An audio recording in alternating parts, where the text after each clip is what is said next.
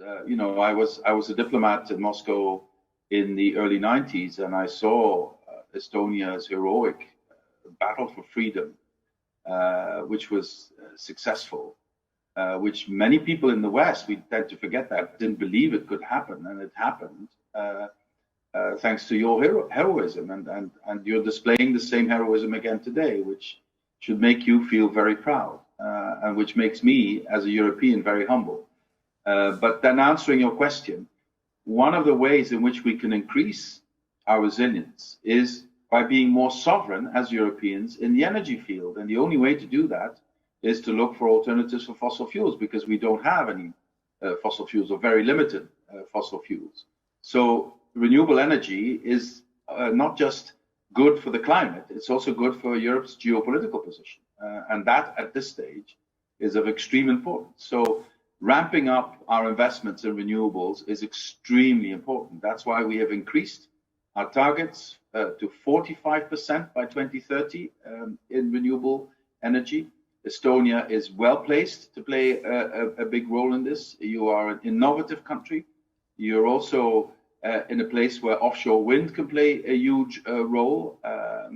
And rooftop solar is also something, and solar in general, that could be a very good contribution to the energy mix also in Estonia. So we do this for the climate and for the long-term future, but we also do it for our geopolitical position, because we cannot afford to go back to the situation that we would depend on providers of fossil fuels who will then try and use that as a weapon against us, such as Putin is doing right now.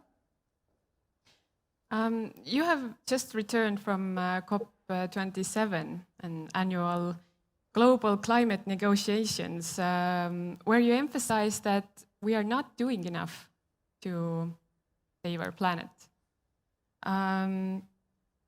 But can you tell us a little bit about COP27? What were your main takeaways? What did you achieve?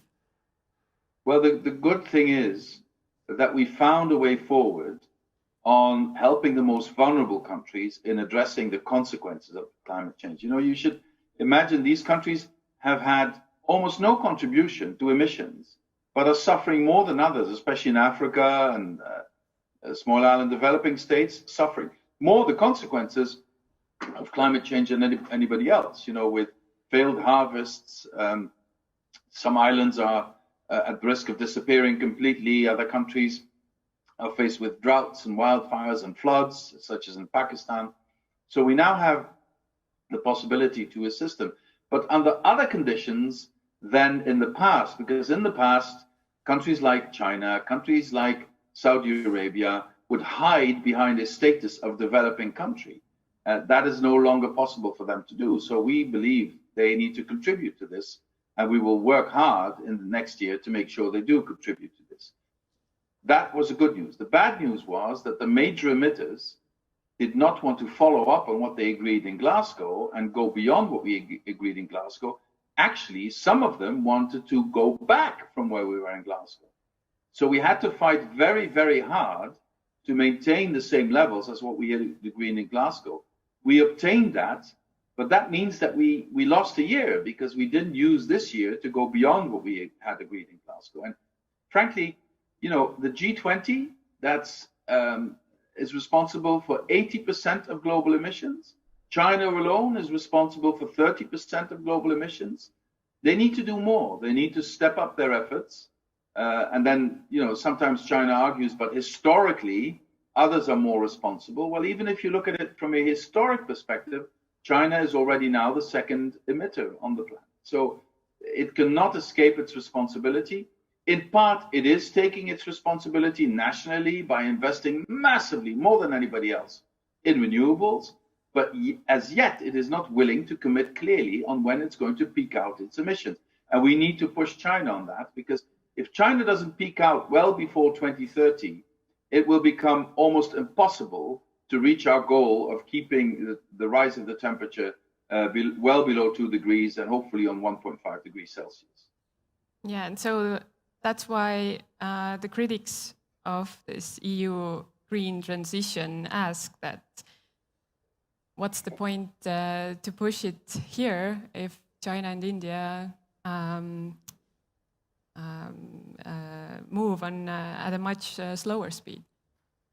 Well, it remains to be seen whether it's going to be at a slower speed, because they are faced with huge problems in their environment, huge problems because of climate change, with their harvests, with the weather patterns, the floods, the droughts.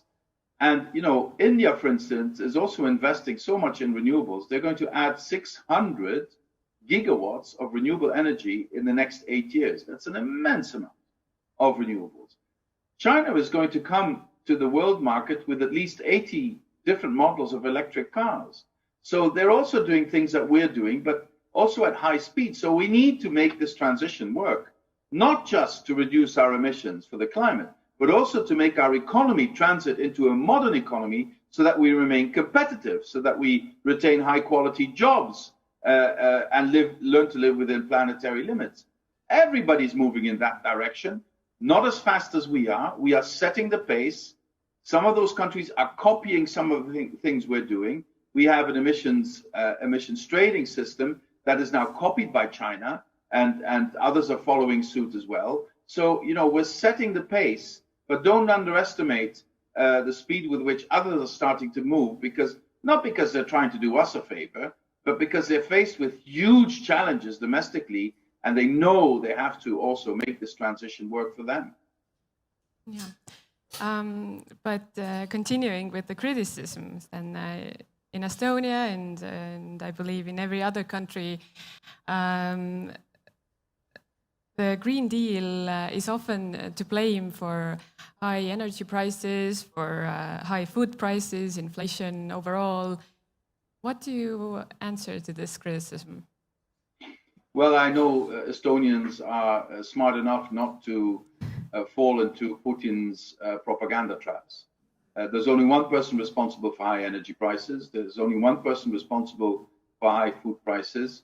On top of course, what happened because of COVID. You know, COVID also had an impact on the world's economy and had created a huge surge in demand, which was not followed by the same surge in supply. So that already caused tensions. But the main reason why Europe is now confronted with these astronomically high energy prices, which are very, very painful for households and industries, is Putin.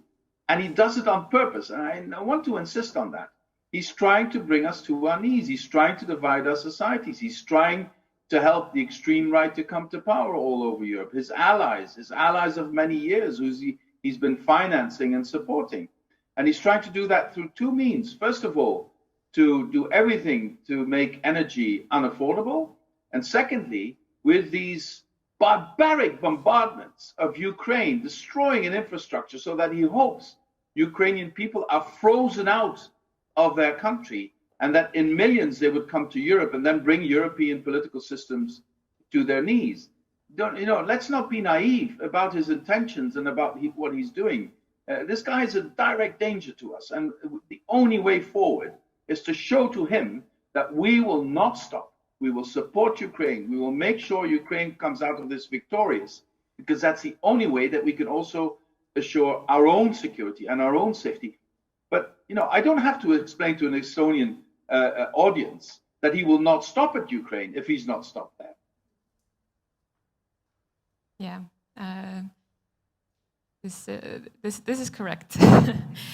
Well, thank you for that.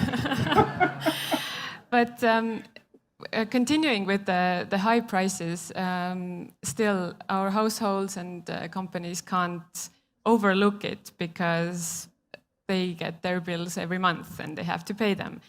So what is your opinion on how is it best to tackle these high prices so that we don't ruin the European single market remain our competitiveness?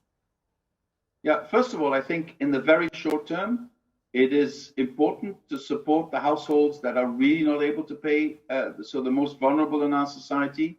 We can't leave anybody behind.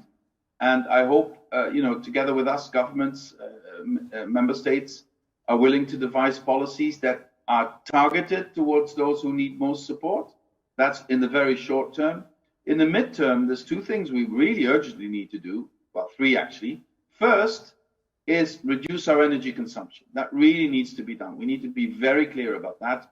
Nothing will be solved without reducing our energy consumption. How do we do that? Well, we need to change some of our patterns of consumption, but mostly we need to do that by renovating buildings, by bringing heat pumps instead of stoves, by installing rooftop solar. You know, if I look at a country like Poland, nowhere in Europe are more heat pumps being sold than in Poland, because people understand that's the way to reduce their energy bills. And we need to make sure the industry is strong enough to provide those solutions. And I know there are some startups and some companies in Estonia moving very quickly in that direction. It's a huge economic opportunity and jobs opportunity. So reducing energy consumption is one, through renovation, etc., etc. The second is vastly increasing renewable energy generation. So doing a lot more in fast permitting for wind farms, for rooftop solar, for other forms of renewable energy, such as hydro and hydrothermal. And then the third element is diversify our supplies. And Gary Simpson and I are working very hard to make sure that we find alternative suppliers in the short term for some of the suppliers coming from Russia. Because at the end of the day, the fact is simple.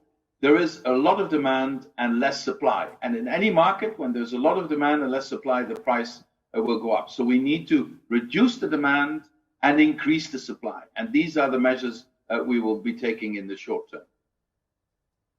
Yes, well, when Europe is now discussing over the gas price cap, isn't that going to increase the consumption if this goes through? There are a couple of risks with a price cap. Some of our member states are deeply convinced that a price cap would reduce the price of gas because those who are providing the gas would still like to sell it to us even at a lower price. Other member states and many experts dispute that reasoning. Secondly, in some cases, when you introduce a form of price cap, the risk is indeed that you increase the consumption of gas and don't decrease the consumption of gas. But thirdly, we still have not perfected our system to show to all member states that they count on full solidarity when they are in need of gas. So I think it is very important that we bring together member states for them to discuss how can we show concretely that those member states who have a lot of reserves could come to support member states who would be squeezed with their gas, so that nobody is left literally in the cold in the winter. For this winter, I think we're okay. We have over 90% of our reserves filled, but next winter might be more complicated. If this winter is very cold, then our reserves will be depleted by spring, and then to fill those reserves without any Russian gas is going to be quite complicated, quite a challenge. So this winter, I think we're okay. Next winter might be a bigger challenge. So coming back to the green transition, what are the competitive advantages for Estonia, for a country like Estonia, a small country? Well, I think I also come from a small country, so I look at it in the same way. You know, my country is exactly the same size as Estonia. The only difference is we have 10 times more people, but in size we're the same. And the challenge for us is to be able to be competitive, not just in the European market, but in the world market. To have something to contribute in an economy that is very, very quickly changing and moving towards a more sustainable economy. And Estonia has been a trailblazer in many of these innovations. You know, I was in Ida-Virumaa also recently to see how you can use the shale gas sands and recycle them into something very useful for construction, etc. There are so many innovations happening. I have seen so many startups in the last 10 years in Estonia that have gone global because there's so much inventiveness there. So we need to understand that globally, you know, if you look at what's happening in the United States with the Inflation Reduction Act, they will be investing so much in greening their economy. That will lead to a real transformation in the United States. Same with the move to renewable energy in big players such as India and China. We need to keep up with that. And the Green Deal will help us keep up with that. You know, just sitting back and waiting for things to happen, then Europe will lose out. And smaller countries are more exposed to the winds of foreign trade than big countries. And we need that foreign trade for our development as small countries. So we need to be part of the most competitive parts of the global economy. And the Green Deal will put us into that position. Estonia is having elections in spring, as well as all member states are always having, some of them are always having elections, but this winter, as you said, we are, well, okay, our gas reserves are covered, but still the prices are high and people are worried and they're very critical and they might want to go back to the good old days with fossil fuels and everything. So what should, well, specifically in Estonia, politicians say to the voters to not go back to the good, so-called good old days? Well, I think the one thing that we need to understand is that this is a global shift. It's not just happening in Europe, it's happening globally. The advantage of Europe is that we move faster than others. If we slow down our movement into the future, others will overtake us and will make things more difficult. So slowing down does not offer any protection. It only makes things more difficult and more costly in the future. Secondly, you know, we are in a defining moment of European history. I can't stress this enough. I also said it earlier this morning in a speech to the Europe's construction industry. You know, we are sitting in Brussels and, you know, of course we see the crisis, etc. But less than 3 hours from here by plane, young men and women are dying, hundreds of them, to fight for their freedom, to protect their country. That is on European soil. And we cannot afford to be divided and weak in these times. So whatever you do in the elections, you know, make sure you stay united in your resolve to resist Russian aggression. This is what we need more than anything else. All other things are less important in the short run, are less important in the coming year than this. And don't underestimate Putin's evil capacity to weaken us, to divide us. He's trying that every day in every single EU country.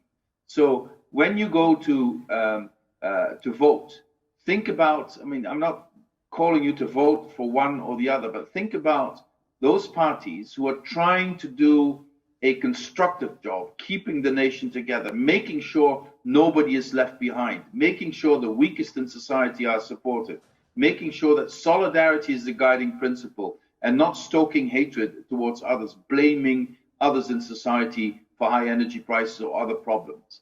We know where the blame lies. We need to stay united. We need to keep our societies together. And then we will come out of this stronger and not weaker.